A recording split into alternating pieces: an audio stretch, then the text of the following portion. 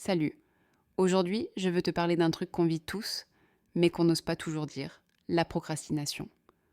Oui, ce moment où tu sais que tu devrais faire quelque chose, mais tu trouves toujours quelque chose d'autre à faire. Et puis le temps passe. Tu sais, parfois je me surprends à passer des heures à scroller, à chercher des excuses, à me dire je commencerai demain, et demain arrive, et rien n'a changé, et je me sens coupable, fatiguée, frustrée. Tu connais ce sentiment? Mais laisse-moi te dire quelque chose. Procrastiner n'est pas un défaut, c'est un signal. Un signal que quelque chose dans ton cerveau, dans ton cœur, n'est pas aligné avec ce que tu fais. Peut-être que tu te sens dépassé par la tâche, peut-être que tu as peur d'échouer, ou peut-être que tu manques juste de motivation. Et ça arrive à tout le monde.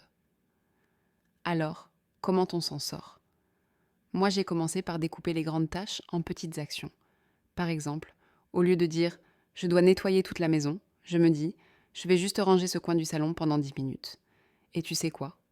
Une fois que tu commences, souvent tu continues, et tu finis par avancer beaucoup plus que prévu. Ensuite, je supprime les distractions. Oui, je mets mon téléphone loin, je ferme les onglets inutiles.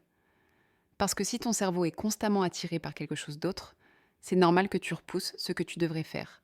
Et surtout, je me pardonne. Chaque fois que je procrastine, je ne me juge pas. Je me dis juste, ok, j'ai perdu un peu de temps, maintenant je fais mieux. La culpabilité ne fait qu'empirer les choses. Elle te bloque encore plus. Enfin, je me récompense.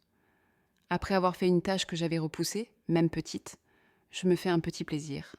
Un café, une balade, écouter ma musique préférée. C'est fou comme ça motive ton cerveau à recommencer. Alors voilà, procrastiner, ça arrive à tout le monde. Mais tu peux commencer à t'en sortir, pas en te forçant brutalement, mais en découpant, en te pardonnant et en avançant petit à petit. Et crois-moi, même de petites actions régulières finissent par faire une énorme différence.